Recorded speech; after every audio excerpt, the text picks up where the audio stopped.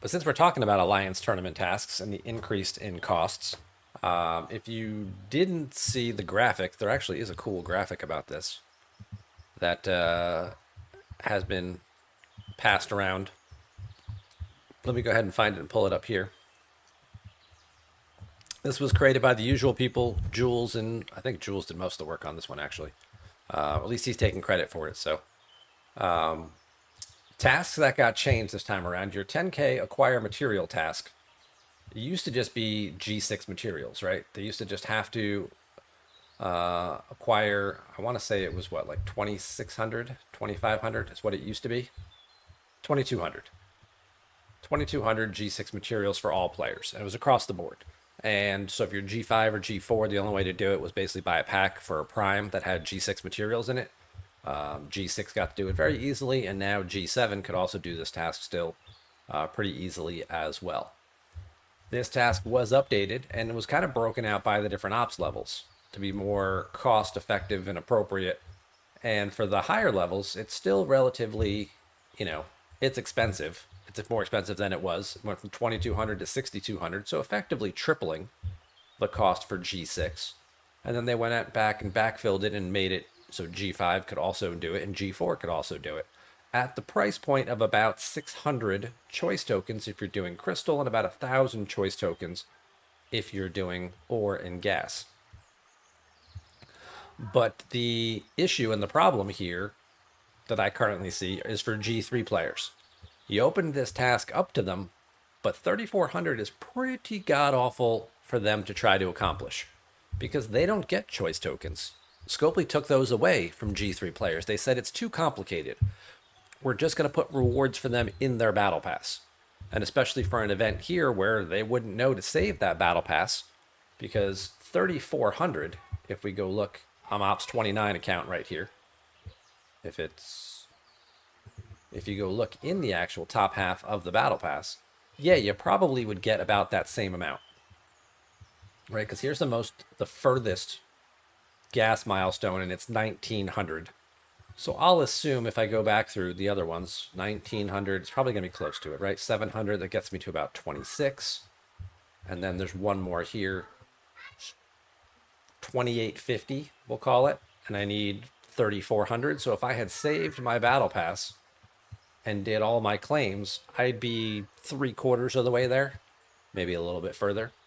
And then I could pick up the rest by doing some conversions, maybe with the Ferengi store here, because the conversion rate here for gas and crystal in this is 72. So you could spend some of these tokens and pick up the rest.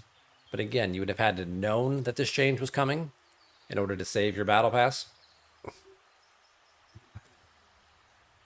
Otherwise, your options are significantly more limited. Because if you look at your G3 refinery, well, your best option is to pull 22 per chest. Well, that ain't happening. Not even getting close to that mark. There are no conversion tokens for G3 players. And if you look at what's in like the 7-day and 30-day chests, I don't know if I can see into those. The 30-day chest has 200. And I think the 7-day chests have 100 apiece in them, if I'm not mistaken. So those are very limited numbers. And then the other option here, even with the comp tokens that we got, you got these extra choice elite bonuses and things like that.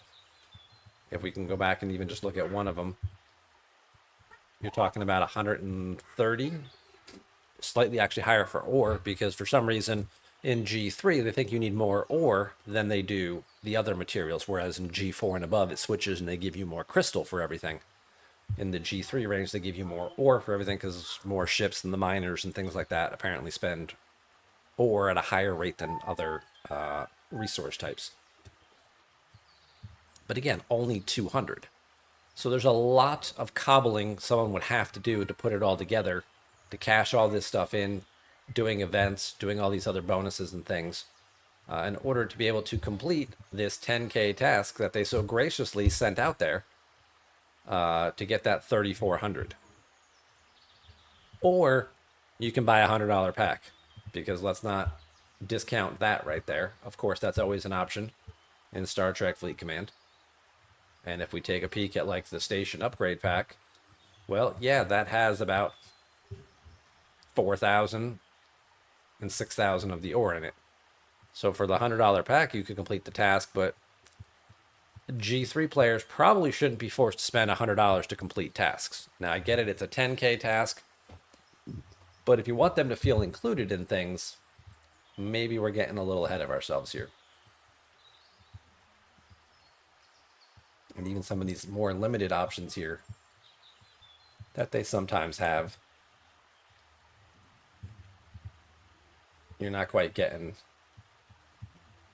the $100 monthly pack. Yeah, you're getting the same value, but there are no $20 or $50 options that might get you a little closer, unless you're buying the bottom half of the battle pass or something. There just aren't any more limited resource packs that you can just pick up one for 20 or $50. It would be a full $100 or nothing kind of thing. And G3 players really shouldn't be spending that type of money for 10K tasks. You don't have whales in G3 the same way you do in higher levels. So not ideal, and hopefully that's something that gets looked at and revised, or give them back their choice tokens, so that they can compete in this type of stuff a little bit, I don't want to say easier, but at least make it more achievable, right? That's the key word we keep talking about. Is it achievable? It's certainly a stretch goal. Compared to some of the other ones, it's more so. These are more achievable because you have a lot more sourcing for materials, which is why the values are higher. But with the fact that they actually have the choice tokens that they can save, that they can then cash in, you get the big benefits.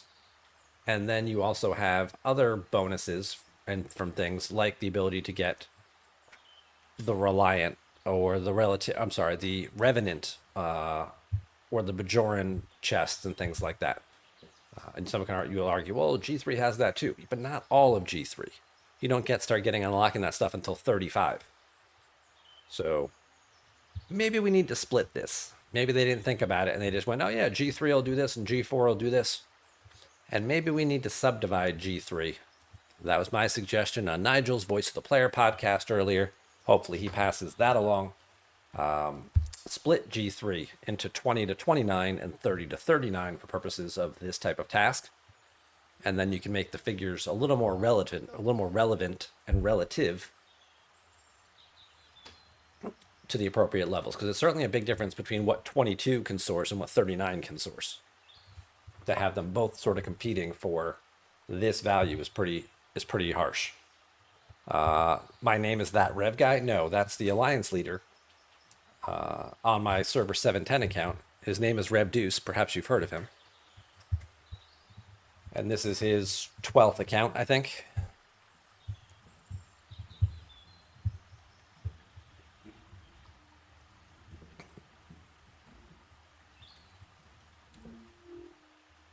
So there's my soapbox pitch. There's my little, 2-minute spiel or 10-minute spiel about that whole thing. I do think the other tasks that got changed, we pull that back up real quick. The other task that got changed was the Syndicate one. This one had gotten ridiculously easy to complete because it was 225,000 points, which if your Syndicate was level 55 and higher, your daily claim was 215. So you were basically getting that automatic one every day just by doing your daily claim. If you weren't quite that high yet, between your daily claim and your DTI faction, that's another 72,000. Your daily claim is like 20,000. There's already 100. Plus they're running specialties with there's a Syndicate pass, which low-level players didn't get. That could also claim you additional Syndicate XP. So we certainly anticipated that one was going to move and become a significantly higher total. I don't think players were expecting it to jump to 3 million for the 55 plus crowd here. I would have thought maybe we would have gone to like 750K for this range here and maybe like 1.5 million for the 55 plus crowd.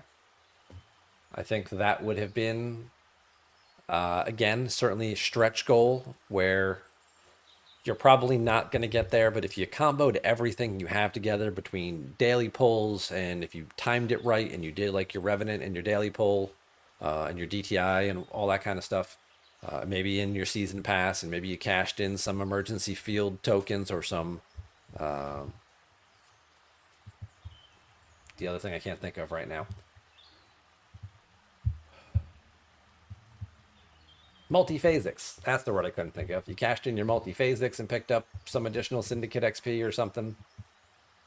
Like maybe you could find a way to cobble it all together to do one if you timed it right over the course of the 5-day event for the tournament. Do it all right at the start of one and then carry it over because all your cooldowns would be 22 hours and they would all reset and you'd get to pull everything again a second time. And then plus, cash in on a battle pass or an event or some of those other tokens that I just mentioned. Maybe you would get there and get it once. And that would seem reasonable because that's achievable. If you strategize and plan, you can get it done once. That option is gone now. Syndicate is back to being a spend only task, which is where it started pretty much when Alliance tournaments were released. I don't know, what's it, 2 years now? So now this will go back to being a task that almost nobody is completing and everyone is re-rolling. And that's not really a win for anybody. I don't think Scopely's going to start magically selling a whole lot more Syndicate XP packs now because it became an Alliance tournament task. And I think what they actually did is they probably shot themselves in the foot from selling other packs now because now players are looking at this as it's just another over correction of them trying to pad their bottom line a little more before the end of the year or something like that. They're going to look at it with, those red colored glasses. They're going to get their pitchforks out and they're going to get all worked up. And obviously that's what's been happening on Discord for the last day or two, which is why we got a comp chest today with some extra elite tokens in it for 15 daily pulls of resources as sort of an oopsie. None of that helps with the actual tournament. They've said maybe we'll look at stuff for the tournament and changing tasks, but I doubt they're going to change anything this go round through. So more likely stuff will be changed for December's run. But I think all again you've done is you've already taken a very fragile and delicate piece and coexistence that you have with your player base, and you've given them yet another reason to be disappointed and disgruntled and unhappy with you. And you certainly may see a few more people making their New Year's resolution be to stop playing Star Trek Fleet Command. And that would be a shame because it's kind of unnecessary. And I don't know who's making the decisions and who's talking to who in what meetings, but this is just another bad PR move. And that's disappointing. It really is disappointing.